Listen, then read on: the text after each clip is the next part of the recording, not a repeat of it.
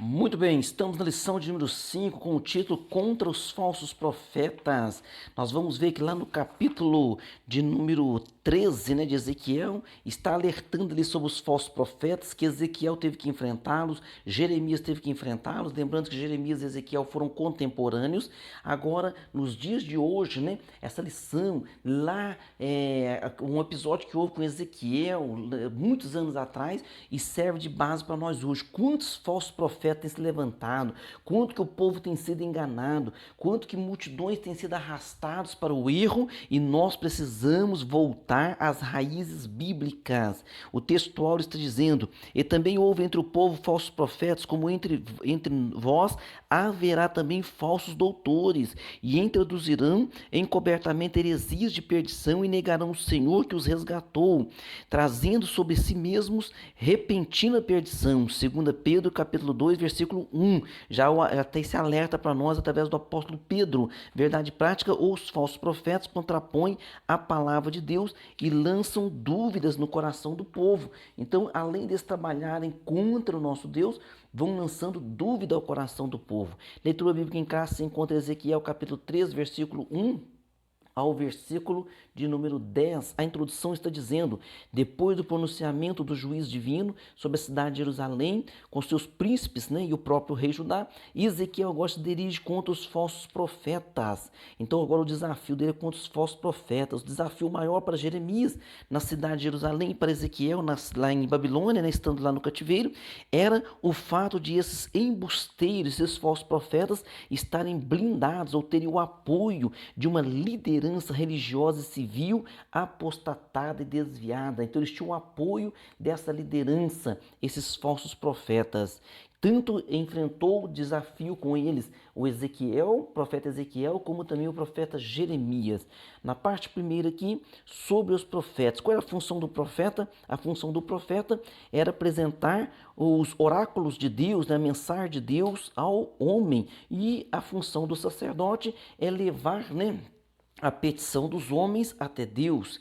Então, no item 1 aqui, o termo profeta. O termo profeta, a palavra hebraica usada para profeta é navi, cuja etimologia é ainda discutida, mas a ideia primária é de porta-voz, orador.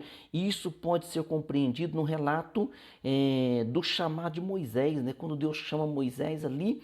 Então Deus fala para ele em Êxodo 7, versículo 1, diz assim: eis que te ponho, eis que te tenho posto por Deus sobre Faraó, e Arão teu irmão te será o teu profeta, significando que será o teu porta-voz.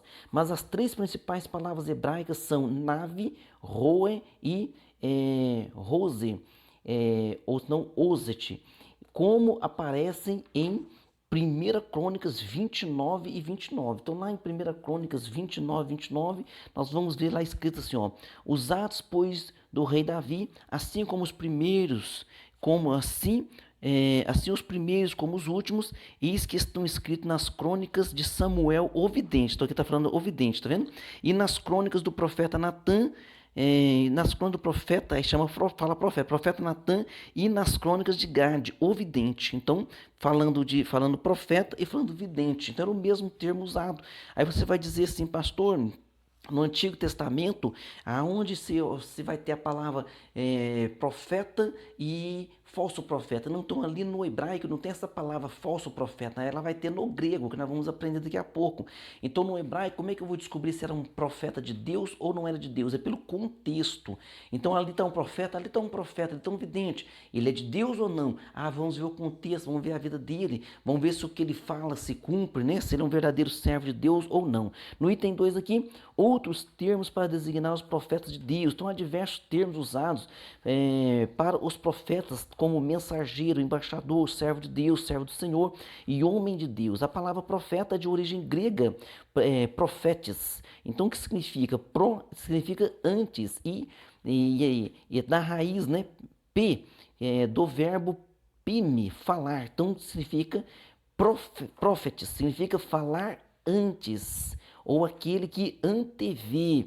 Então, por isso que justifica hoje, o que quando nós falamos profeta, o que vem na nossa mente sempre é alguém que vai prever, que vai predizer, mas na verdade tinha muito mais significado o profeta, que na época uma das suas funções também era ensinar, viu? Ensinar o povo para que o povo não se desviasse da verdade de Deus. No item 3, os falsos profetas. Profetizar falsamente era crime em Israel. Imagina hoje, né? Se fosse crime profetizar falsamente, como tantos estão andando no engano, né? Ao invés de ficar com a palavra, observar a Bíblia Sagrada, não, eu quero ir atrás da profecia, eu quero ir atrás de uma resposta de Deus. A resposta de Deus está na Bíblia, no seu coração. Ore a Deus, fale com Deus, ouça uma pregação, uma mensagem. Deus falará contigo. Então, muito cuidado, viu? Para que você não seja enganado, porque a profecia mesmo, né, como dom, ela não vai te trazer algo novo, mas ela vai apenas o que? Confirmar algo que Deus tem colocado no seu coração. Deus fala ao teu coração. Aleluia. Veja bem, ó, curiosamente, os mesmos termos hebraicos, né, nave, roe, e também oset, usados para os profetas do Deus vivo, ou videntes, né, como o caso de Samuel e Gade, são também aplicados aos falsos profetas. Então, é o contexto que ia mostrar se é de Deus ou se não é de Deus. Hoje também tantas pessoas se dizem de Deus, se dizem cristãs, né? Mas como é que eu vou saber se é de Deus ou não? Olha o contexto, olha como que essa pessoa vive, como essa pessoa anda, né? Então, muito cuidado, viu? E hoje nós temos por base a Bíblia Sagrada. A nossa base sempre será a Bíblia Sagrada. Às vezes, quando o sentido não se refere aos profetas legítimos, a Septuaginta, né, ela é mais específica, porque é a tradução grega. E é empregada a palavra grega pseudoprofetes. Então, pseudoprofetes, porque significa falso profeta. Então tem muitos pseudos profetas, pseudos crentes, pseudos pregadores, pseudos pastores, né? Que Deus te guarde, que Deus guarde a cada um de nós. Parte 2 da lição sobre os falsos profetas em Ezequiel. Então vamos falar sobre os falsos profetas em Ezequiel. Os dois lados, vamos lá. Olha, tudo na vida tem o seu lado positivo e o seu lado negativo. Como existe também o bem e o mal, como também existe o galardão e o castigo, amigos e inimigos, bênção e maldição, verdadeiro e mentiroso, justo e injusto. Não é assim? É dessa forma. Então, sempre tem os dois lados, correto? Então, também tem a vida e a morte, como há céu e inferno. Assim também como há profetas legítimos enviados por Deus, há os falsos profetas provenientes da parte de Satanás. Então, a profecia, ela pode ter apenas três raízes, né, profecia. Ou ela vem de Deus, ou ela vem do inferno, de próprio Satanás, ou ela vem da mente da pessoa. Então fique sempre observando a Bíblia Sagrada, porque a Bíblia nos orienta para sabermos se aquilo vem de Deus ou não. No item 2 aqui da parte 2, apresentação. A expressão profetas de Israel só aparece mais duas vezes no Antigo Testamento, e somente em Ezequiel, viu? No capítulo 13, depois no capítulo 38. Não existe nas escrituras hebraicas uma palavra específica, né, para falso profeta. Então, o termo profeta pode se aplicar a falsos profetas, como tanto, né, pode se aplicar a falsos profetas, tanto os de Jerusalém, quanto os que estavam entre os exilados da Babilônia. Então veja bem, o profeta Jeremias já era um senhor, estava ali em Jerusalém e enfrentava os falsos profetas. Já Ezequiel estava lá no cativeiro da Babilônia e enfrentava os falsos profetas. Então o termo profeta pode se aplicar tanto a um como a outro, tá? E também, veja bem, também aqui no Novo Testamento, também os falsos doutrinadores, né, da atualidade. Então, hoje, aquele mesmo problema que enfrentou ali o profeta Jeremias, o profeta Ezequiel, nós também enfrentamos. Nós pregamos a verdade, falamos a verdade, e tem pessoas pregando em uma facilidade, pregando em um evangelho da barganha, né? Ah, você dá isso, recebe aquilo, você coloca Deus contra a parede, porque você tem que receber isso, tem que receber aquilo. Veja bem, Jesus morreu na cruz do Calvário, dando a sua vida por nós, e hoje qualquer dificuldade que a pessoa passa, ela já pensa em desanimar e largar Deus. Que Deus tenha misericórdia. Ezequiel descreve ainda a natureza da atividade profética, né, desses enganadores do povo. Ele diz assim, ó, os profetizadores. Depois ele diz assim, ó, os que profetizam. Também diz, estes estão profetizando. Então é um pleonasmo,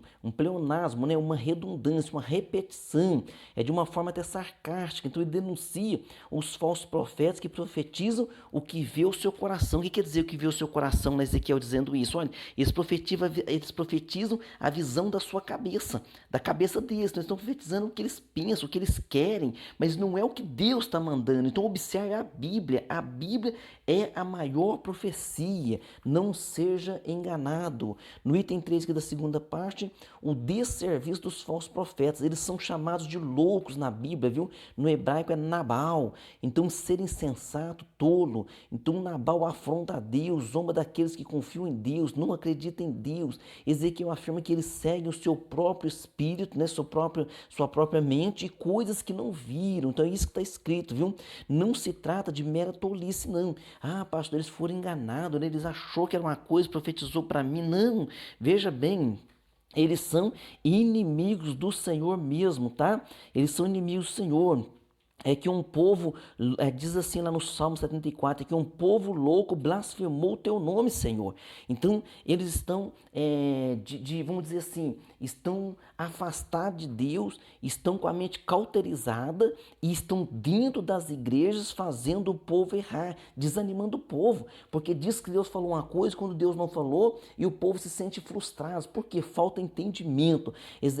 Oséias, no capítulo 3, diz: o meu povo foi destruído porque lhe faltou o conhecimento ou o entendimento. No item 4 da segunda parte, as raposas do deserto, como está escrito na leitura bíblica em classe, esse quadro é uma metáfora, viu? As raposas do deserto, ou seja, os chacais em meio às ruínas, em cidades e civilizações devastadas. Então esses profetas são chamados de profetas chacais. Essa linguagem é uma demonstração do caráter destrutivo e perigoso desses profetas. Muito cuidado, viu? Ah, pastor, mas ele quer o meu bem, né? Então ele profetizou coisa boa para mim, e porque ele achou que seria uma coisa boa, ele quer o meu bem. Não, vamos nos converter. Não é para ninguém falar em nome de Deus aquilo que Deus não mandou. Por que a pessoa vai inventar uma profecia que Deus não mandou, sendo que aquilo que Deus mandou ela não faz? Que a Bíblia está dizendo: ide por todo mundo, pregou o evangelho a toda criatura, quem crer for batizado será salvo. Então Deus já mandou, Jesus mandou, deu uma ordem, dizendo: vai pregar minha palavra. Não, em vez de pregar a palavra, quer ficar profetizando a sua própria mente, a sua própria cabeça, né? E induzindo as pessoas ao erro. Vamos para a última parte da lição, parte 3, sobre a geração das mensagens falsas, né? Hoje está muito em voga isso também aqui, né? Nos nossos dias, foi chamada de fake news, né? Mensagens mentirosas, enganadoras. Israel já havia experimentado falsos profetas. Vocês lembram, né? Quando Zedequias, filho de Kenaã, ele falou-lhe ao rei, né? Não, rei, sobe lá que Deus vai te dar vitória. Acabe falou assim: meus profetas profetizam para mim que sou rei do norte, rei de Israel, juntamente com o rei do sul que está aqui. Josafá profetiza para nós. Nós temos que ir junto para a guerra. Aí, vamos dizer lá, né? Aqueles que são contratados, né? Sobe, rei, que a vitória é tua. Aí o profeta, aí o rei Josafá achou aquele meio estranho, falou assim, que ele era o rei do sul na época, rei de Judá, né? Falou assim: não tem mais ninguém? Ele falou: tem um rei, mas não é muito chegado em mim, é o tal de Micaías, ou Micaias, né? Aí chamaram ele lá e deram-lhe um intimado aí. Ele falou: você tá indo lá, mas todo mundo tá falando que é para subir da vitória. Você fala a mesma coisa, viu? Ele falou: então tá bom. Chegou lá e falou de forma sarcástica, né? Sobe, rei, que Deus vai te dar vitória. E o rei viu que era modo sarcástico. O rei olhou para ele e falou assim: eu já não te falei, rapaz, que é para você falar a verdade? Ele falou: então a verdade, rei, é que você perde essa guerra, que você está subindo sem a direção de Deus, você vai correr de lá, o povo vai correr, você nem vai voltar vivo, o povo vai ser disperso como ovelhas sem pastor e você morre na guerra. Olha só, não se brinca com o homem de Deus, com o profeta de verdade, viu? No item 2 que é da última parte, no item primeiro, né? É o profeta no Antigo Testamento. Então a palavra profeta, quando se refere aos profetas legítimos, né, vem sempre acompanhado de um termo qualitativo ali, que identifica, né, dizendo, ó, mensageiro de Deus, servo de Deus e assim por diante, né? Meus servos, né, os profetas, assim fala, tá? O povo de Deus foi e sempre será destratado pelo mundo. Então, esses profetas que eram servos de Deus sempre foram destratados, sempre sofreram muito. Por quê? Porque não há, né, não há ali não há conexão entre as coisas que são de Deus e as coisas que são do mundo. Então, quando você está fazendo a obra do Senhor com carinho, com honestidade, sempre o mundo, né, vai te aborrecer. Mas só que nosso Senhor Jesus Cristo também, o mundo aborreceu a Ele. Quando o mundo nos aborrece, é porque nós queremos trazer as almas para Jesus e não que elas permaneçam no mundo da maneira que elas estão. Então, que Deus guarde e use a tua vida, viu? Poderosamente. Nós temos aqui um exemplo, ó, lá dizendo assim, mensageiros de Deus desprezaram as suas palavras e escarneceram dos seus profetas, o qual dissera pelo ministério de seu servo Aias, o profeta. Então, todos eles, o próprio Elias, nós vamos ver lá, né?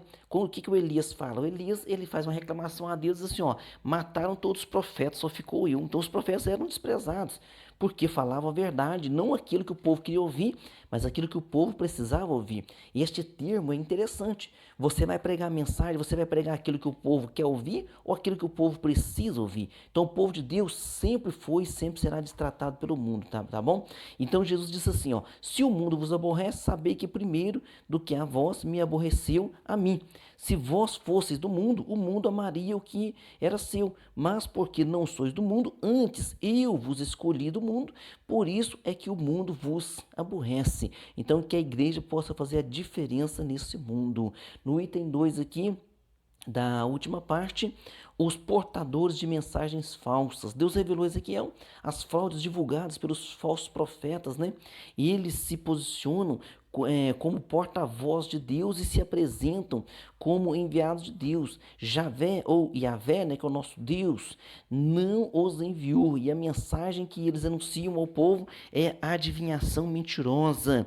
Isso porque eles desencaminham o povo com notícias falsas. Então, eles, na verdade, eles trazem o que? Desânimo ao coração do povo e enfraquecimento espiritual. Por isso que Satanás usa tantas pessoas com profecias falsas, falácias. Por quê? Para que o povo creia na mentira, para que o povo não tenha resiliência, né, em sofrer o evangelho, em ficar firme nos caminhos do Senhor.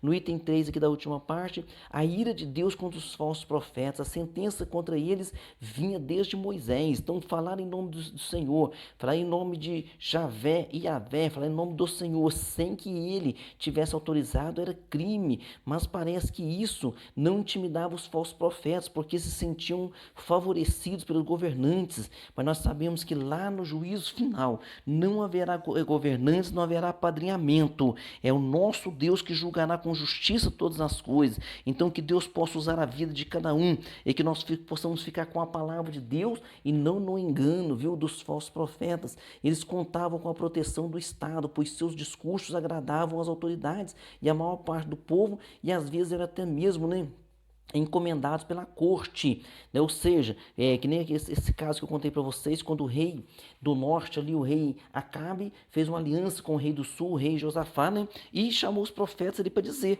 não, vai para a guerra, a vitória vai ser de vocês, sim. E dessa forma assim, ou seja, eles eram pagos para dar boas notícias. Que Deus então nos livra desses tipo de pseudo-profetas, pseudos ensinadores. Conclusão, o apóstolo Pedro deixa claro que onde há o verdadeiro, há também o falso, como aconteceu em Israel, entre os profetas, e isso haveria de acontecer também na igreja. Então Pedro deixou isso bem claro, né? Olha, a igreja também vai passar por isto, e que o Senhor Deus, né, deixou isso instruído, e nós temos o Espírito Santo, e um dos dons do Espírito Santo chama-se dom de discernimento de espírito, ou seja, para que você possa discernir e entender. Tem alguém profetizando, tem alguém te induzindo, tem alguém te ensinando. Então, olha, observe a Bíblia, vê se está correto, ore a Deus e o Espírito Santo falará ao teu coração. Vamos para as nossas perguntas. Número 1, qual era a sentença para os falsos profetas, segundo a lei de Moisés, né? Então era um crime em Israel, sob pena de morte, hein? Olha que perigo. Na pergunta 2, qual a palavra grega empregada na Septuaginta para falsos profetas? Pseudo-profetes, pseudo-profetas, ou falso profeta, né?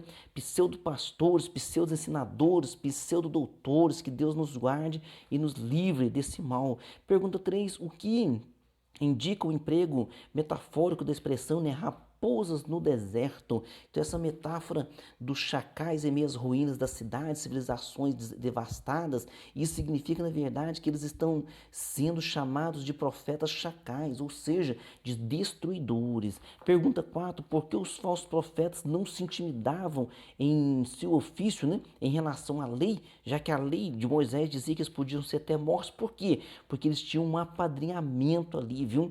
Eles tinham que, eles tinham, através da liderança, né, uma liderança civil e religiosa apostatada, aquela liderança então estava do lado deles, eles só profetizavam aquilo que agradava o rei, aquilo que agradava aquelas lideranças. Então olha só o cuidado que nós temos que ter, nós estamos aqui para agradar a homens ou para agradar a Deus? Pergunta 5, onde estão os atuais discípulos dos profetas, dos falsos profetas, e o que estão fazendo? Eles ainda estão por aí, desencaminhando o povo, né? E disseminando heresias, disseminando falsos ensinamentos. Então que Deus nos guarde e que o Espírito de discernimento, né? Que esse dom, né? Dom de discernimento, que o Espírito Santo, né?